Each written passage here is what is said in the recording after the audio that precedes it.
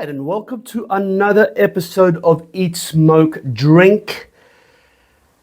Welcome to my new studio, okay? And if you have been a subscriber to my channel, you would know that this also doubles as my OnlyFans studio called Up Close Butthole, okay? I joke about it, but it's hard to know, am I serious? Because it is something I could do. Anyway, look, my last video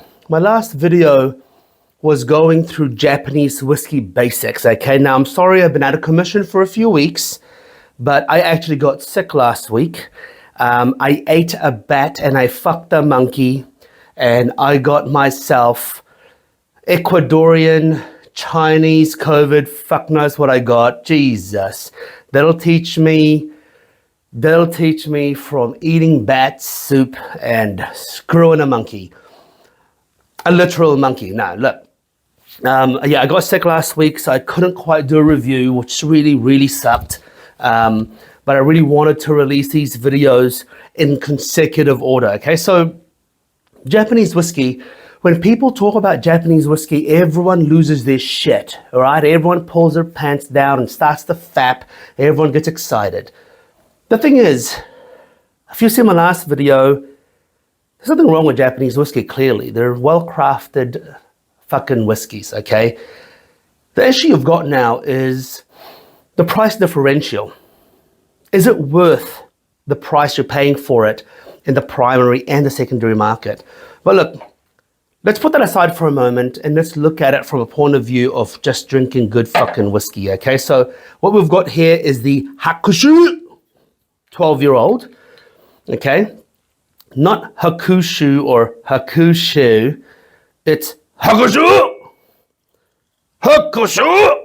So you have to say it from the throat. You have to say it how a real Japanese person says it. So I emulate everything I say in Japanese from the movie, the documentary called The Last Samurai. So however Tom Cruise and Ken Watanabe says shit, that's how you say shit. I'm gonna put a little bit more in there, fuck it.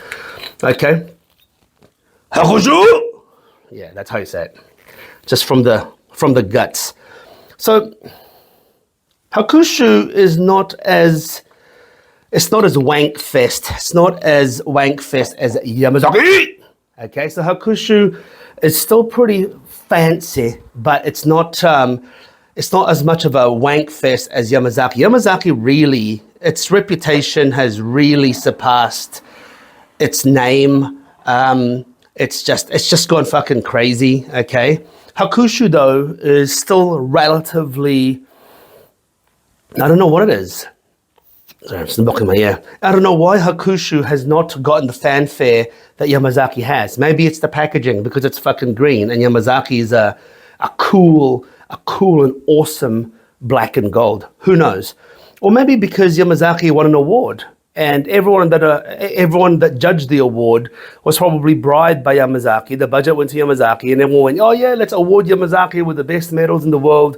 And everyone, yeah, look, that's a bit of a controversial thing to say, but I maintain it. Okay, I think a lot of these awards can be bullshit, okay, unless it's blind and you get given categories and given blind samples in that category. There's no way, there is no biases in those, okay? And look, that works for me as well. And that is why I like to do this exercise where I sit here and I drink the shit out of whiskey and just tell you what I think, okay? I'm not telling you what to think, I'm telling you what I think, and you can then make up your mind on how to think about that whiskey, okay? So anyway, Hakushu.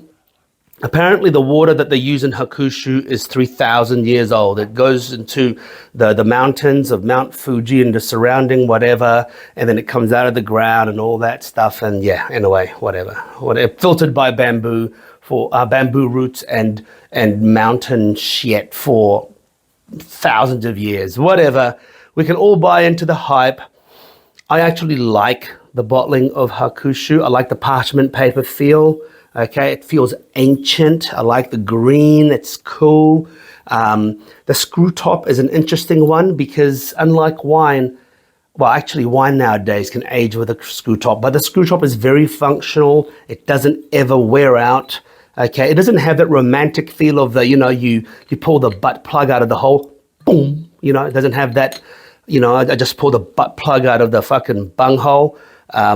But it is very functional, and the form factor of the bottle and the lid is fantastic. But anyway, what I'm going to do is I'm going to have 2 glasses. Okay, one of them is a 12, one of them is the 18.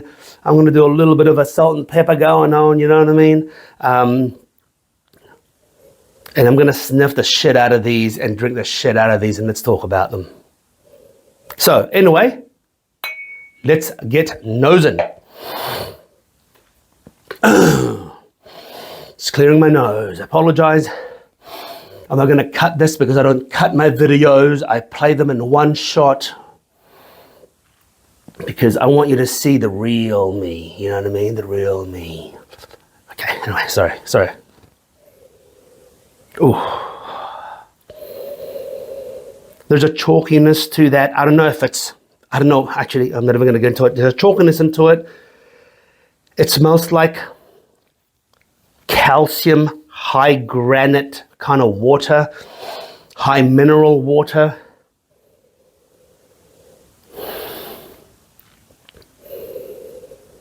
There's a distinct smokiness to that, okay? A distinct smokiness. A little bit of jasmine, a little bit of incense. Maybe it's just because it's from Japan and I imagine fucking incense everywhere. Oh, man. Pleasant nose. Citrus pith, lemon pith, namely. Lemon juice.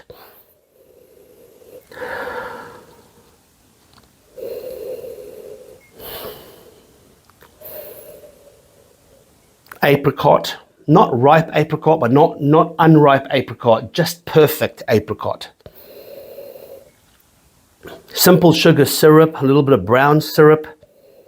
Brown sugar syrup, not brown syrup. I don't even know what the fuck brown syrup is. Brown sugar syrup. I was going to do a 12, the 18, and then do the 2 side by side, but I didn't want to take the piss. I mean, let's just do it all in one video. Oh, there's a perfume to it that is absolutely fucking delicious. There's a light woody flavor note to that. I reckon it is predominantly bourbon cask. Now, I suspect there is a Mizunara in there because there is a particular cask influence that is strange. Orange jam, orange marmalade, vanilla, sickly coconut, a stony riverside smell, slight earthiness, definite smokiness. The color is definitely distinctly different. Now, disclaimer, I don't know if these whiskeys are colored. I would suspect they are chill filtered because they are Japanese whiskey and they chill filter them, okay? Because they don't like it when it goes cloudy. Look, I get it. Aesthetically, it looks like shit. I'm anti-chill filtering, but that doesn't matter. It doesn't matter in this situation. Let's just try it. Oh, wow. Fuck me. 50% more age. Wow. Everything is just a condensed, more amplified version of the 12. A deeper, more involved nose, burnt orange, toasted cereals, charred wood, chrysanthemum tea, dried flowers, potpourri. This is like potpourri in a glass. The smokiness is similar, but because everything else is so much more condensed and amplified, the smokiness smells a little bit more hot.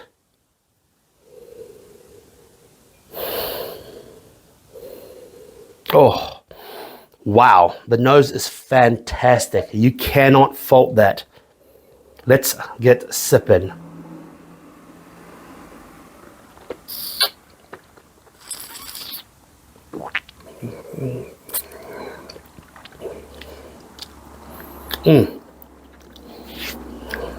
Straight away, on the forward palate, there is a slight heat to it, okay? A slight heat to it. You do get confronted with a bit of youth, okay? A bit of youth, a little hint of a new make youth. But that's also probably because the barrel itself is... It's probably refill bourbon, second fill, but I don't know. Maybe there's obviously it's a blended bottling, right? Like it's not going to be just one barrel, but I reckon a lot of that is refill bourbon.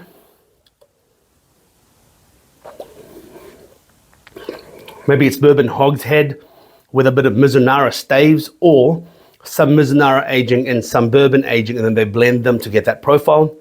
It's floral, slightly fruity, vibrant, very vibrant. Okay, I've already got a criticism for it, but let's save that for a little bit later. Pleasant drinking, not too sweet, well balanced. Dare I say it? Well balanced. Fuck, I hate it when I say well balanced. It makes me want to punch my own fucking nutsack. Well balanced, but it is well balanced. The blending of this batch, the blending of this bottling is superb. The nose hides the new make. The palate just reveals a little bit of new make and a little bit of youth, which is not a bad thing all the time, because a little bit of youth means it's got some oomph to it. It's got some zest. It's got power, okay? So it's not always a bad thing. It's like eating a vanilla shortbread and a double chocolate cookie, okay? So sometimes you just want something light, and that is definitely on the light side.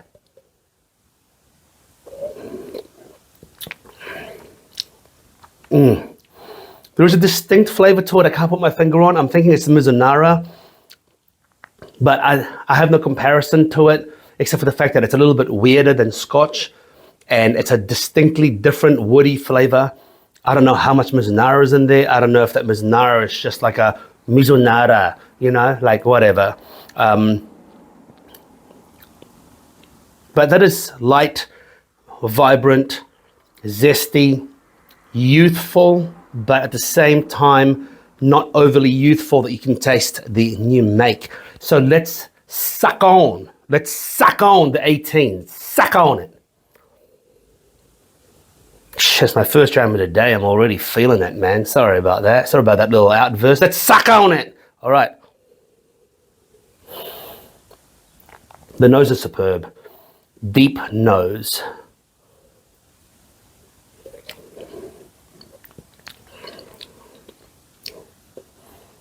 Ooh, wow. Look.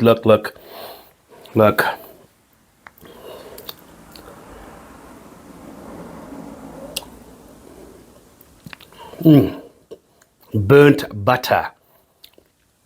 A little vegetal, a little herbal. I'm thinking licorice, a hint of clove, cinnamon, sickly coconut syrup, brown sugar syrup.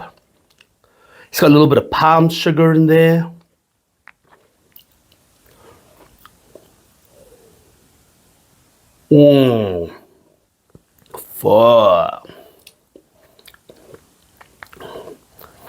On the palate, this is really weird. On the nose, the smoke on the 12 is more prominent. The smoke disappears on the nose of this, but on the palate, man, the smoke is very, very forward and prominent, surprisingly. All right, let's start. Condensed blackberry jam, brown sugar syrup, quite a strong hint of smoke on that palate. Shit, that's good.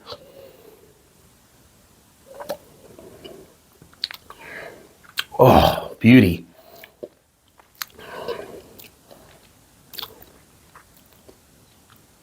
A substantial palate, very chewy, slightly oily, mouthful, Moorish, that is indulgent and decadent. Okay, so a little narrative here. With a lot of Scotch whiskey, special distillery bottlings, with a bit of piss take, fuck you, low ABV, I find that the gap between 12 and the 18 is not always huge, okay? And that's a good thing. With Scotch, I find that sometimes 12 is actually a better dram. It's actually a better dram. Whether or not it's just because Scotch is a certain cut, a certain pedigree, or just how they make it, or they do it on purpose, so you get your value for money in the 12 and the diminishing return is massive. This here is just a massive gap. The 6 years difference between the two is just absolutely huge. The fucking gap is huge. Granted, the price is also huge. You're looking at 200 USD roughly for this, and you're looking at about $1,000 for this, okay? So the gap is freaking huge. The gap is absolutely huge in price, but the quality is also huge. The ABV, 43%. What are you? What are you? Come on.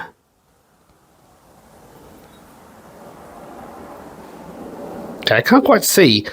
Sorry about this. I don't really look to see what ABV shit is. I just don't care, but...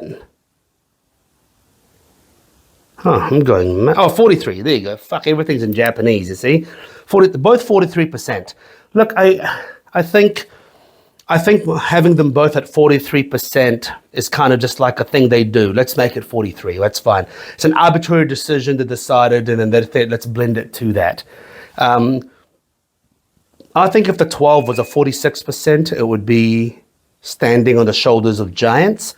I think if the 43, I think if the 12-year-old is 43%, it's 46%, I actually think it could eclipse the general experience of the 18. However, I think what they wanted to achieve here is they wanted you to have a quality, flavor, and goodness gap so massive that you could almost justify the price difference in the two bottles. Almost. Look, I can't cast a shadow of doubt on the quality of these two bottles. They're both delicious. They're both first world problems, okay? They're both first world problems. The kind of shit Americans and Westerners complain about, you know? It's like wanting to be vegan, you know? Like you go to Africa and you know, if you've got a fucking goat on you, you'll probably get mobbed, your arm chopped off, and someone will steal the goat because everyone wants to eat meat. It's a life-giving thing. But then in the Western world, we have such first world problems that everyone wants to be, or not everyone, but some people want to be vegan and turn their back on literally what most of the world would kill for, right? And this is a real first world problem. I don't even know where I was going with that. Fuck, I've just had a couple of drams and I'm already a little tipsy. So this is a first world problem right here, okay? I think that the 12 bang for buck is superb. It's blended perfectly. It is distilled in such a skillful way. It is absolutely phenomenal. However, if money was not an object and you just didn't care, the 18 is such a giant leap of goodness. I mean, going back to the 12 now, it smells so hollow. The palate is so short on the 12. Actually, to be honest, the palate on both, the finish is actually relatively short. Okay, this is what I don't like about chill filtering. This is what I don't like about Japanese whiskey as a general rule, is that the palate is actually relatively short. The finish is short, okay? It's designed almost for quaffing down and drinking as much as possible. And dare I say it, the entry-level Japanese whiskeys, it's not designed for sipping. It's designed for ice or highballs. I'm sorry, okay? It's not bad to sip, but it really is for highballs. With no age statement, you're looking at probably 3 to 5-year-old whiskeys. You're taking the fucking piss, brother. You're taking the piss! You know, that's a Japanese way of saying it. You're taking the piss! You know, that's what it is. But look, as a standalone, these two, I would say the 18 is phenomenal. I mean, absolutely delicious. What I also find is the Hakushu is an extremely unique distillery. Hakushu, there is nothing really like it. There's nothing really like it in modern day distilling. I would probably say the Hakushu's uniqueness and approach is almost a little bit like Adnamerken or Daffmill lately. Okay, Daffmill, Adnamerken lately have been making some good shit. And Hakushu, I would probably say, is in that same spirit, pun intended, same spirit. You know, but the ultimate question is this: can you smoke cigars with these whiskeys? Look, honestly, you just fuck it up. If you're smoking cigars with these whiskeys, then it's just too indulgent. Like, you're not going to taste much of these whiskeys. It's going to get overshadowed by even the lightest, most lightweight cigars. If you're going to drink these whiskeys, drink them by themselves. Don't mix them with scotch, because once again, scotch will drown them and it'll just be a waste of time. Okay? You can drink them with other Japanese whiskeys, but I would suggest if you've got a Hakushu 12, sit on the bottle and just drink that as a session by itself. If you've got an 18 and a 12, yeah, progress that, sure. Maybe do a Distiller's Reserve, which is a fucking piss take, and then do the 12, and then do the 18. But look, in conclusion, I think Japanese whiskey, so far what I've experienced is expertly crafted, expertly blended. In fact, so expertly blended that the nose is so deceiving. It's like a trick. It's like you're getting catfished. You're getting catfished. Oh, smells good. Smells good. It's like you go to Thailand. Oh, wow, that girl looks fantastic. But then you take a sip, you get under the hood, and it's got a dick. Okay, and it's the same thing here. And look, if you're into that, no judging. No judging. But if you're not into that, you're like, oh, shit. That chick's got a dick. You know what I mean? And you get disappointed. You take a sip and you go, oh, it's a little bit hollow. A little bit hollow. You know what I'm saying? It's like you're getting catfished. This is my problem. And then you pay $1,000 for this. Oh man, now you're getting triple catfished, because you're paying $1,000 and you go, oh, it's got to be good. And suddenly you're like, oh, it's got a dick and still has the balls. You know what I mean? Okay. Anyway, look, until next time, make sure you eat, smoke, drink. Thank you for joining me today. I must say I do quite like filming in this studio. It is hot as hell though, and I am sweating. Not sweating as much as last time. Last time I was sweating like a rapist in church. Today I am sweating.